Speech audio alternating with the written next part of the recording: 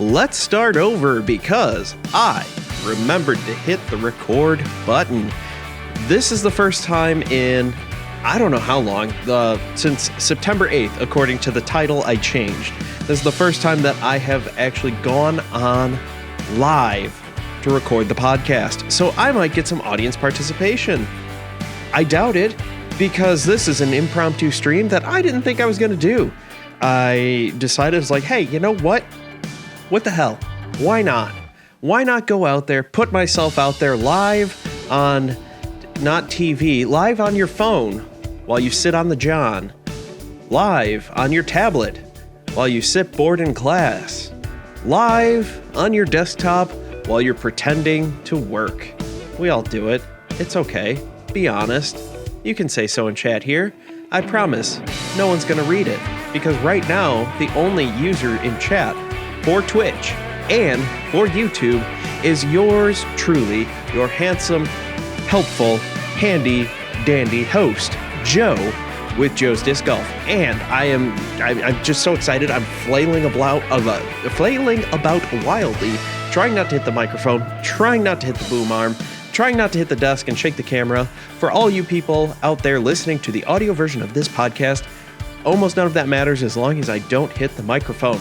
Trying to make eye contact with the camera, try to look and talk to all of you beautiful, wonderful disc golfers out there. But right now, yours truly, Joe, host of Joe's Disc Golf, has some important information to convey to you about disc golf. The greatest sport known to man is disc golf. Right, GIF? That was a horrible impression of Zap Brannigan. But I do my best with all my terrible impressions here. And so we got a bunch to talk about. We got the Waco preview. We got my Waco predictions to talk about here. My predictions will probably go as well as my SkipAce did for Las Vegas Challenge. If you do not know how well that went for me, you can go ahead and check out, I believe at this time of recording, it would be 2 episodes ago, episode 7, I think, the Las Vegas Challenge. That is, we kind of have a Star Wars naming theme going on right now for Half in the Bag Disc Golf Podcast. You can find them wherever you get your podcasts, on all the major podcast platforms. Half in the Bag DG, hosted by 3 wonderful people.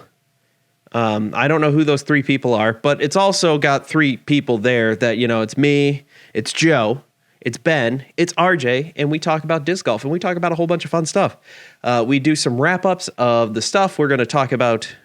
We're definitely going to be talking about Waco and the shenanigans that are going to happen at the Beast at Waco. But before I get too far into that, I would like to thank our sponsor. And we have a real sponsor. I've got a real sponsor, guys. Can you believe it?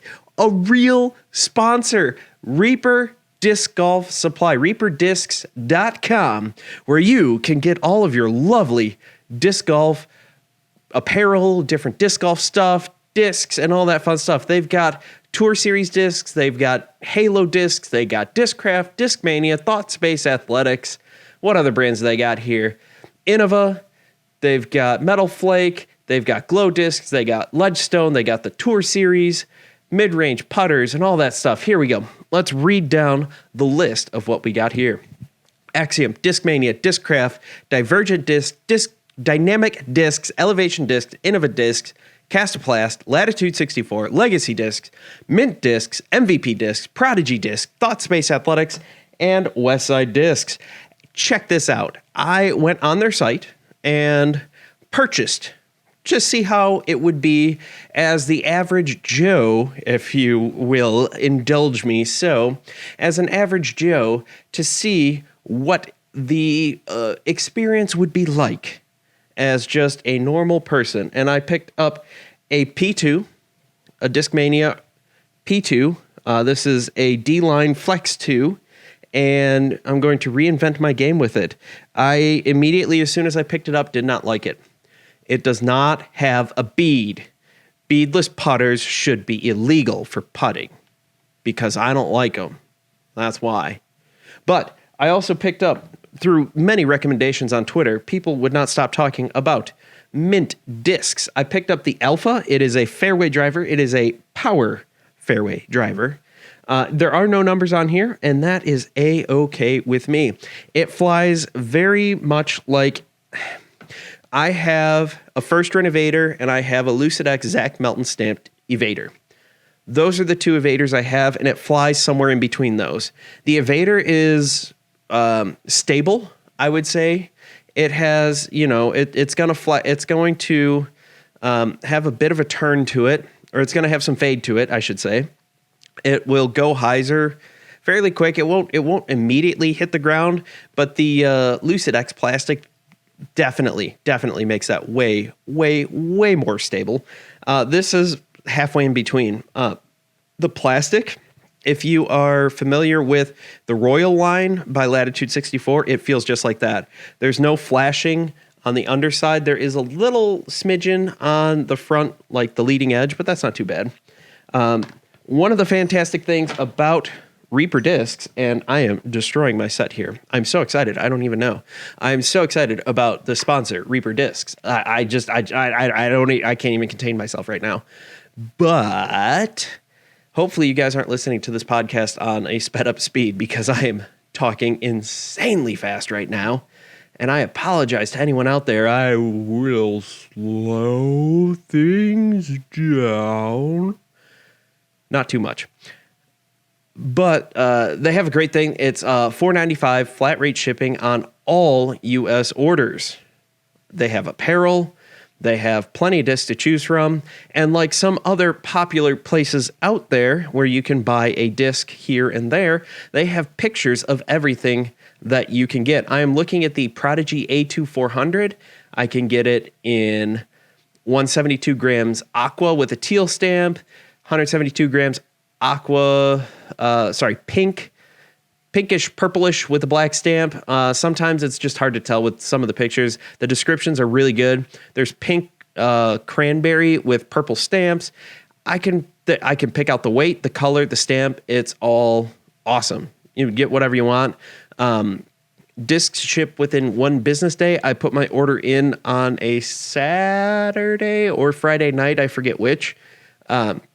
Got my disc by that next Thursday, I want to say. And it was great. The shipping was great. Came with some stickers from Mint Discs, from Reaper Discs. The stickers were really cool. I already put them on my cart, so I can't show them to you guys right now, right this second. But that is kind of how that goes. And so that's how that goes. They're great sponsor. They have a whole bunch of different options. Like I said, apparels, they have t-shirts, hoodies, sweatshirts, women's apparel, tank tops, bro tanks, socks, all the fun stuff with Reaper discs. They've got some really cool designs on there. It really makes me wish I was more artistic, but I am not artistic. However, whatever. You can even sort by disc type, by understable, stable, and overstable, putt and approach, mid-range, fairway driver, distance drivers.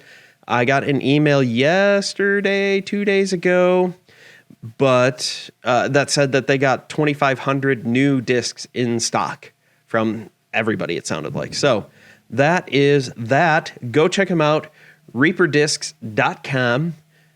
Let them know I sent you. Let them know Joe's Disc Golf sent you. Let them know that by them sponsoring this, it is a good thing.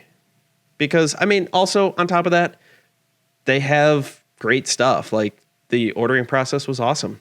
So moving on to the sort of half review I've already done, I went out and was throwing the Alpha.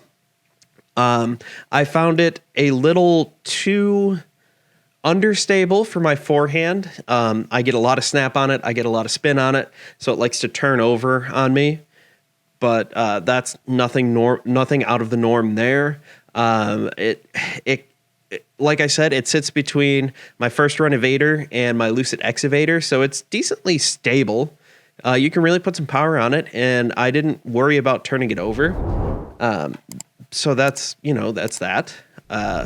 Recently, I was also out doing some field work, and I came across a hole in the reviews. I'm starting to do more reviews again. Right now, there's a grand total of 2 reviews up there. One is a Sapphire, which is an easy to use disc that I have as like mid 160 gram, like 165-ish.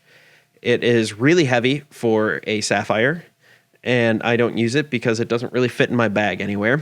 But what I do have, my second review that's up, and that Sapphire review is a year old, give or take. Not that the information is bad, but it is older.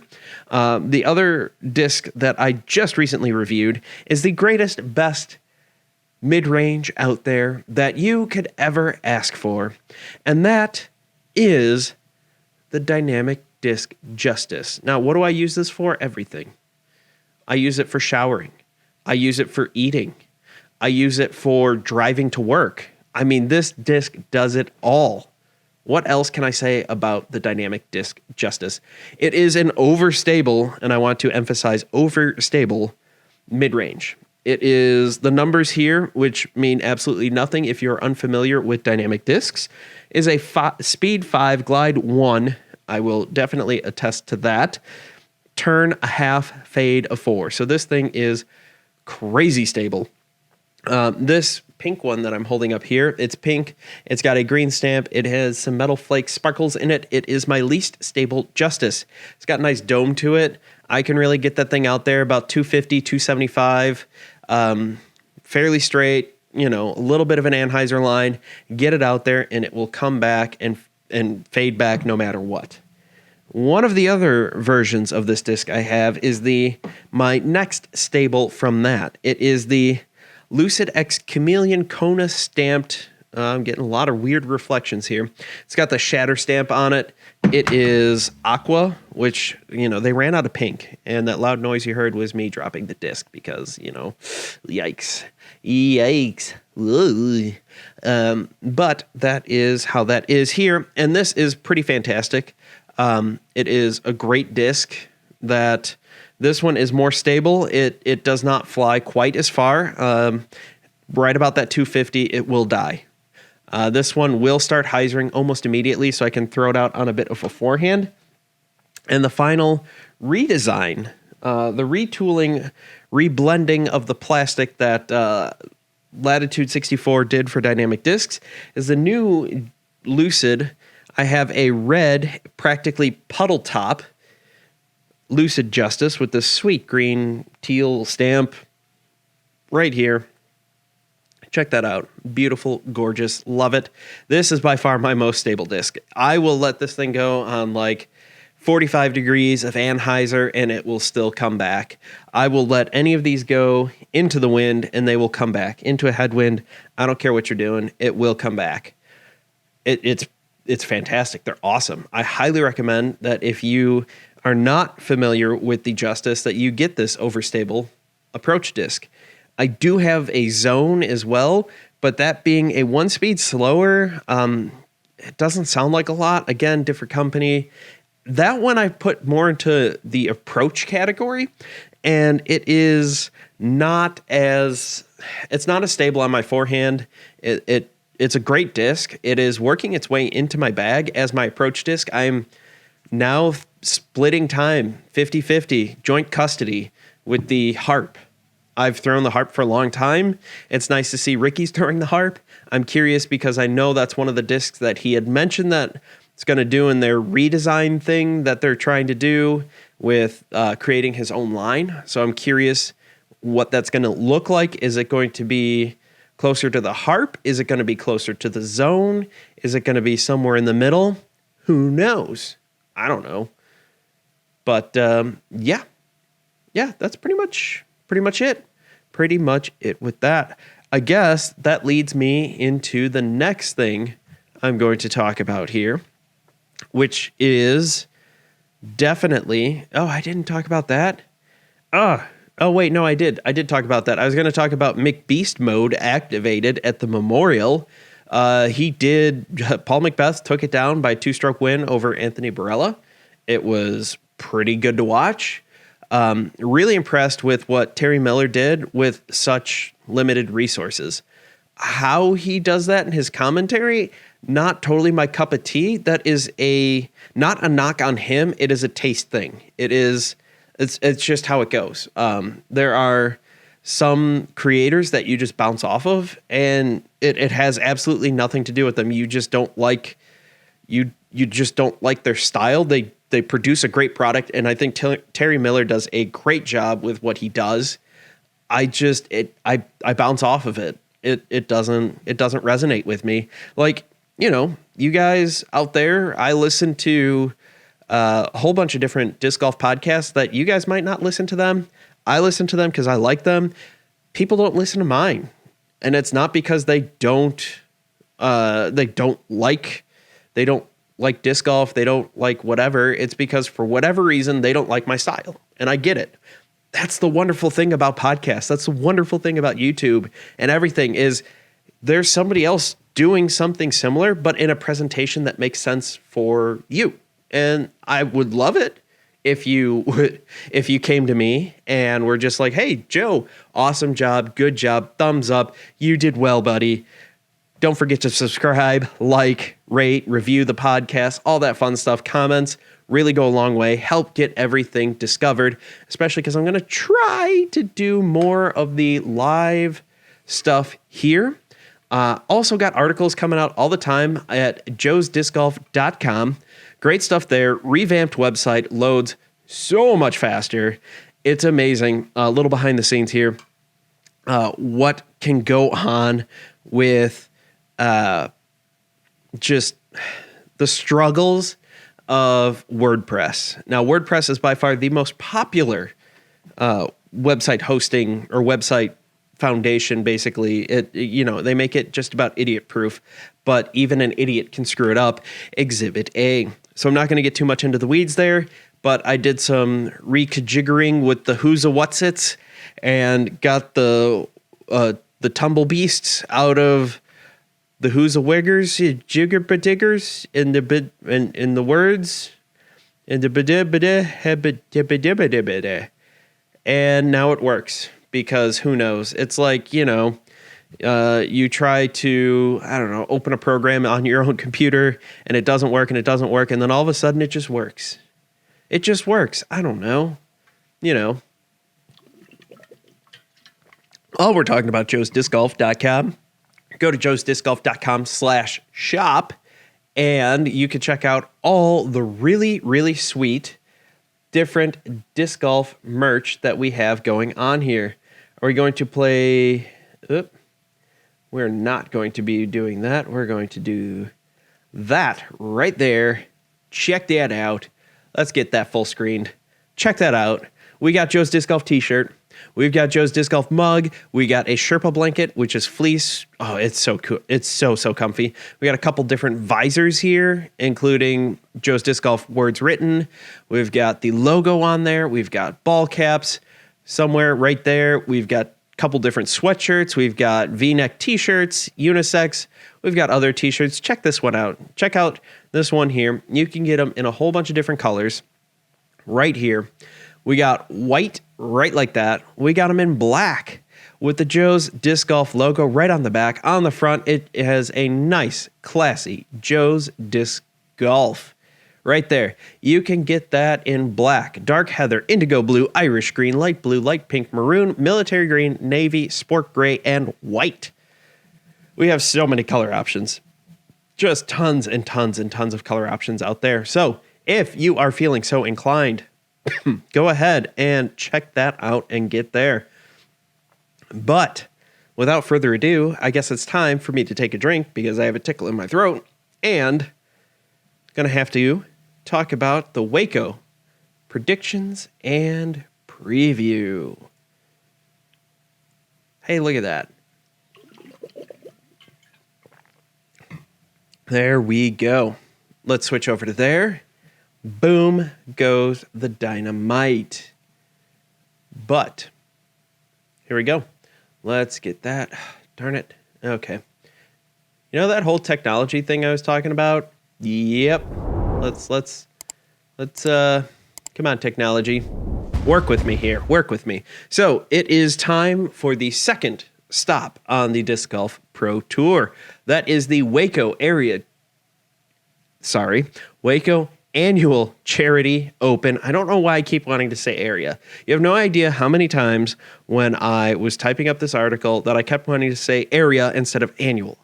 Don't ask me why. I don't know. But crazy tournament. Ever since it's been on the Pro Tour and the National Tour, Pro Tour, all that fun stuff, there have been a whole bunch of different winners. Back-to-back years, we had Big Germ and Paige Pierce take it down in 17 and 18. After that, it was... I'm going to have to go back here, and I need to find this. In 17 and 18, it was Jeremy Coling. 19 was Paul Macbeth. 20 was Colton Montgomery. 21 was Nico LaCastro. On the FPO side, it was Katrina Allen in 19, Evelina Salonen in 20, and Kona Panis in 21. Now, I want to let everyone know that in 2020, that was the year that things got cut short. They decided to play the second round as the final round, finish that out, and things went from there. So people weren't exactly finishing where you normally would expect them. I know there's been a lot of toss-ups and everything in all of this. So, that is what it is.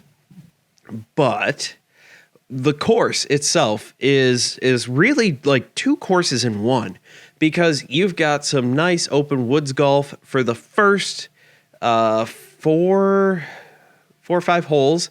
After that, you go into some crazy woods, like crazy tight woods, North Woods Black style. And then you come back out, and then you're out in the open, and it's about half and half, and it is crazy.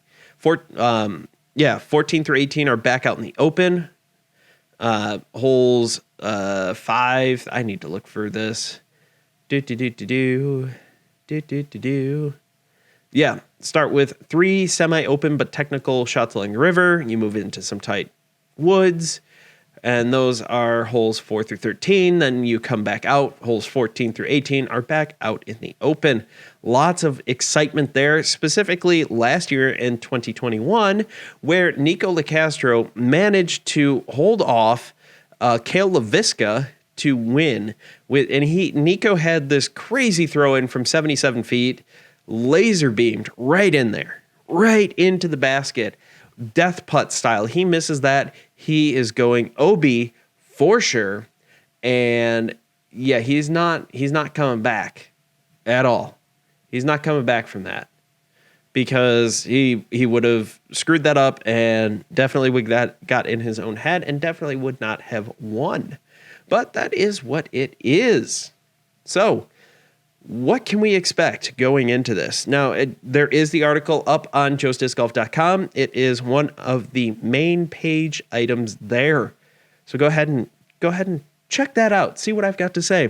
One of the big factors that everybody is talking about, yours truly included, is the weather factor. Today, Thursday, March 10th, it is 72 degrees and sunny with some 10 to 15 mile an hour winds. Pretty ideal conditions considering it's March. We're in Texas, However, that is not what everybody's going to get tomorrow, Friday, March 11th, when this all kicks off, when the whole shebang kicks off. The high is going to be 45 degrees with winds 20 to 30 miles per hour, gusting even higher. And there's a 50% chance of rain all day. What does that say to me? That says terrible conditions.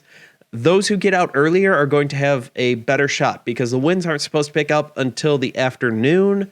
The temperature, the high is hitting in the AM in the early hours, and it's only going to get colder. So you're going to see the best performances out of those early FPO cards. And by the time lead card FPO comes out, should still be all right. I believe that starts around 10 o'clock, 10 or 10:30 Eastern time, I should say, 10 a.m. Eastern time. And moving later into the day, the scores are only going to get much worse and much tougher. As I said, the winds are going to pick up and it's going to be worse. Saturday looks pretty freaking gorgeous. Saturday is going to be a high of 57, sunny, with the winds calming down to 5 to 10 miles per hour. The final day, going to be a beautiful sunny day, 65 degrees, winds 15 to 25 miles an hour. So the time to score is going to be Saturday. I think that's where we're going to see our best disc golf in terms of just like what's going on with that. And just because, things are going to be crazy weather-wise. It's going to be pretty brutal for everybody else. What you're going to have to do to navigate the beast this weekend, given the weather forecast, you're going to have to keep your hands warm. You're going to have to keep your hands dry. I recommend hot hands. Hot hands are those chemical packs where you open them up and you shake them awkwardly, and they work out pretty well. I think they go for about 8 hours. They're pretty good. I recently got a Zippo hand warmer, an electric one, that works surprisingly well. I believe on low, I can get like 8-9 hours according to the packaging. And then after that, I think it's about, on high, it's like 3-4 hours, but it gets really, really toasty. The few times I've used it outside, it hasn't been too cold out. And yeah, I highly recommend getting one of those Zippo hand warmers. They're a little expensive, but if you factor in the costs of buying hot hands all the time, you'll end up saving some money, especially if you're from the upper Midwest, the Northeast, the Northwest, Canada. It's going to benefit you in the long run. So keeping your hands warm, having extra towels, keeping those discs dry, that's also going to be a good thing. Managing the wind, keeping it low. Patience. You're going to be in the woods. You're going to be in the tight woods. And if you get frustrated and start just throwing things around, you're not going to do well. That's just how that goes. It's just not going to go well at all. You're going to have to keep your putting good, because putting is going to be the name of the game here. Scrambling and putting, those two factors are the ones that really determine who's going to win, especially here. And precision. You have to make sure that you are precise, that you keep that disc on the fairway in the woods. Out in the open spots, it's not as important. Obviously, you don't want to be way off to the left, way off to the right. There is a fair bit of OB on the open-ish holes, but generally speaking, you want to be very precise. This is going to be a lot harder than at Las Vegas Challenge. So, moving on to the predictions here. Who do I have? Where do I have them? Why do I have them? How do I have them? Which do I have them? I'm trying to think of all my question words. But that is about it. In third place, I expect to see Kyle Klein. He did all right at Las Vegas Challenge. He's definitely left a lot out there. His Michigan heritage, he is from Michigan, and Michigan woods golf is absolutely no joke. He managed to turn around a really crappy Las Vegas Challenge round one. He turned that around, made cash from definitely being outside the cut on day one. So if he can get off to a clean start on Friday, he's going to be doing really, really well. And I know I keep saying Friday, and this podcast comes out on Friday. So when he plays later today, that's what's going to happen. In second place, I expect to see Chris Dickerson. This is the first time. The first time he played the Beast was in 2021. He finished 7th place. Chris Dickerson is an excellent woods golfer, and I fully expect him to learn from just being on. This will be the second time he's playing this in tournament situation. So I think his calm, steady demeanor plays right into that precision, right into that patience. And I think if he does end up off the fairway, he's going to be in the best situation out of most of the disc golfers out there. I think he looked really good with the new Discraft plastic. There were a few learning moments, and that's going to happen. That happened across pretty much everyone who switched bags except Katrina Allen, who totally, absolutely dominated. But we're talking about MPO, not FPO. So we're gonna do that. Continue along those lines here. In first place, I expect to see Paul Macbeth. Macbeth skipped the Las Vegas Challenge. His reasoning: 3 courses, 4 days, total balagna. I may or may not be paraphrasing from that, but he didn't like the way that was set up. Las Vegas Challenge has heard his cries, heard the cries of many of the pro disc golfers, and more importantly, heard the directive of the Disc Golf Pro Tour, who are like, yeah, 2 courses. That's how it's going to go. And they are switching next year to 2 courses if they are a Pro Tour event again. But Macbeth played and dominated the McMemorial, and he has won that I don't know how many years in a row. He absolutely stomped on Drew Gibson, who ended up in 4th place. Macbeth almost shot another 18 under. He missed 2 holes, and God, slacker. Absolute slacker. No, that's just like, I wish I could shoot an 8 under and half his score. That would be great. I'd be absolutely thrilled with that. He beat a lot of people, a lot of good people at the Memorial. So those are my top 3. 3rd place, Kyle Klein. 2nd place, Chris Dickerson. 1st place, Paul Macbeth. Moving over to the FPO side, we've got another wild ride of history here. As I mentioned before, last year, Kona Panis took it down. She was in 1st place from the moment she teed off till the end. And that's just how that goes. She finished 3 strokes ahead of Paige Pierce and Valerie Mandajuano.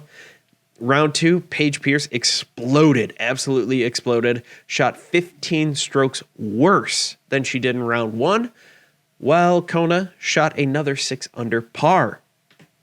Craziness. She ended up finishing 16 under par. She let off the gas a little bit. Weather conditions did change a little bit. I do want to make a note about the weather here, that the wind is supposed to be coming from the northwest and then switching to the southwest over the course of the 2 days. So the wind's coming from every direction here. In 2nd place, even though this course does not seem to suit her game, Owen Scoggins managed 2nd place because her putter was hot and she stayed within her game and was able to dominate. She finished, Sarah Hokum was your 3rd place finisher last year. Now, this year, we have a whole bunch of other people in here. I already mentioned all the different winners here, but here we go. In 3rd place, I have Paige Pierce. She can do well. She can also absolutely explode on this course, and not in a good way. She can explode in a good way, explode in a bad way, because that's how this course goes. I have no doubts with her skills in the more open section. It's not that I doubt her skills, but it's going to be rough in the woods, to say the least. That's what's going to happen there. It's going to be rough in the woods, and that's for everybody.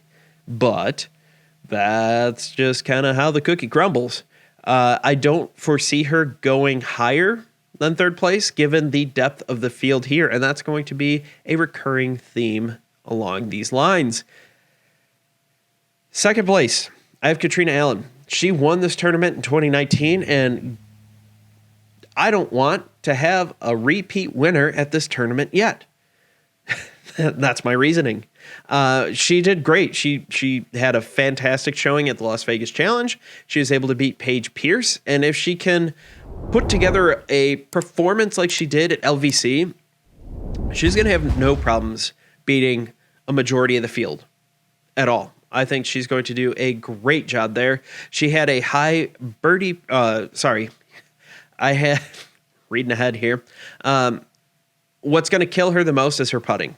And I think that's what's going to limit her. I think her drives and her approaches are going to get her close, but I don't think that she is going to be able to pull things out here. That's kind of where I'm at right now. It is what it is. Taking down the women's side, I have Kristen Tatar. She had a rocky start to her season at the Las Vegas Challenge, but managed to finish third. I mean, she did really well, all things considered. She bounced back after having a few rough holes, to say the least. They were a little rough, but she managed to bounce back, and that was good for her. What also is going to happen here, I think she's going to be able to figure out her putt and figure out everything else and get it all going this time. She was off a little bit. She ended up winning the Memorial.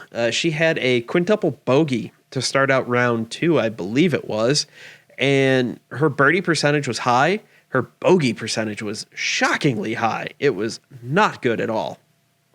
So she needs to clean that up. I think she's going to get out there. I think she's going to do all right. I think she's going to keep things simple, and I think she's going to do really well at Waco. So there we go. There are my predictions for the FPO side. We have third place, Paige Pierce. Second place, Katrina Allen. Taking down the dub, Kristen Tatar. Am I going to be right? Probably not. Because if Waco has shown us anything, it is that there is no consistency and anyone can win it. The only time there were back-to-back winners was in 2017 and 18, where Jeremy Colling and Paige Pierce were able to take down the tournament together. I don't know. This is me throwing my hands up like I just don't care. Hey, oh, hey. Yeah, I don't even know. It's going to be crazy. It's going to be shocking. It is going to be a ton of fun to watch. If you are a PDGA member, you get a 50% discount on your Disc Golf Network subscription. Monthly subscription, that is. So go ahead and go over to that. Post-produce, it'll be the usual suspects. Jomez, Gatekeeper, and GK Pro will have various cards. I believe it is Gatekeeper has FPO lead. Jomez and GK will have MPO, chase, and lead respectively. Who knows? I think that's how it's going. But it's all going to be very, very, very exciting. I can't wait. I really can't. It's going to be a great time, to say the least. But I'm trying to think of what else. Yeah. I'm excited to see some of those holes. I can't wait to see the Peninsula hole. I can't wait to see, that's hole 17. I can't wait to see the water carry over 18. That is a crazy long water carry. I think the hole is 460 something odd feet. It looks like it's like 75, maybe 100 feet to the leading edge of the water. And then you got like 350-foot carry over water before you get to the basket, which is on a sloping green that if you go long, you go into the water. If you go short, you go into the water. You land on edge, you're going into the water. There's a lot of water to be had. Water all around and not a drop to drink. That is what they're going to be worried about. It's going to be so much fun. And I believe that is all I have for right now.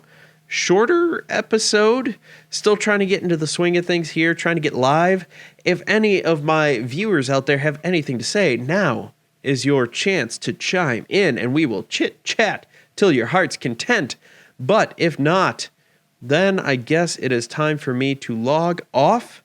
And I want to thank you all for watching. Thank you all for listening. Thank you all for subscribing. Thank you all for checking out the merch.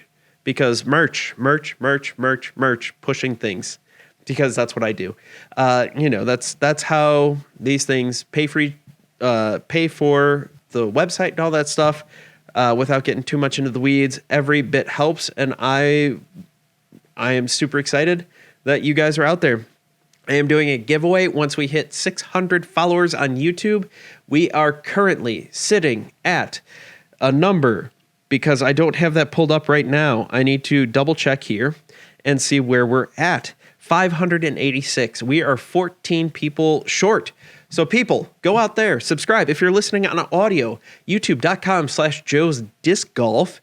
Go ahead, subscribe. If that little button in the lower right-hand corner is red, that means you are not subscribed, and you need to go ahead and subscribe. Doing a giveaway. So that is going to be a Joe's Disc Golf t-shirt. The t-shirts, the sweatshirts, everything is high quality. It is, if I can do it, it is made in America. I do my best. I try to get only the best quality stuff.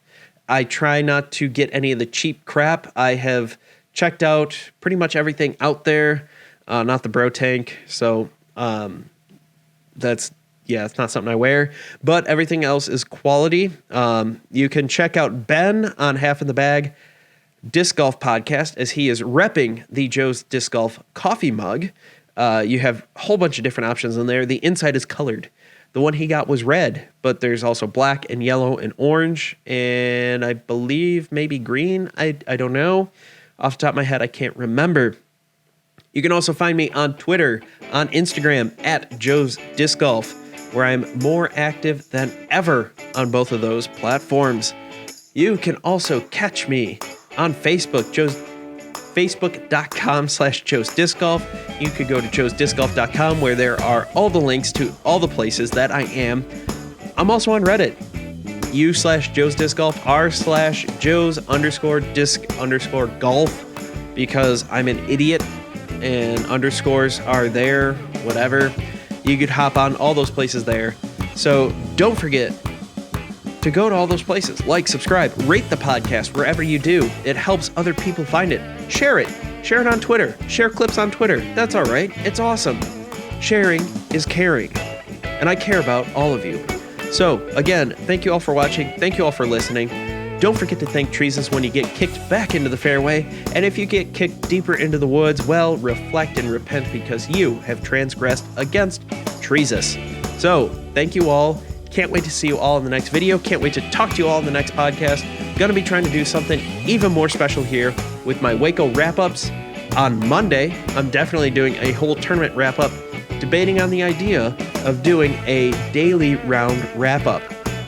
Who knows? We'll see how it goes. Definitely getting an article written about that. So, again, keep your eye on joesdiscgolf.com, updated regularly. Have a great day, everybody.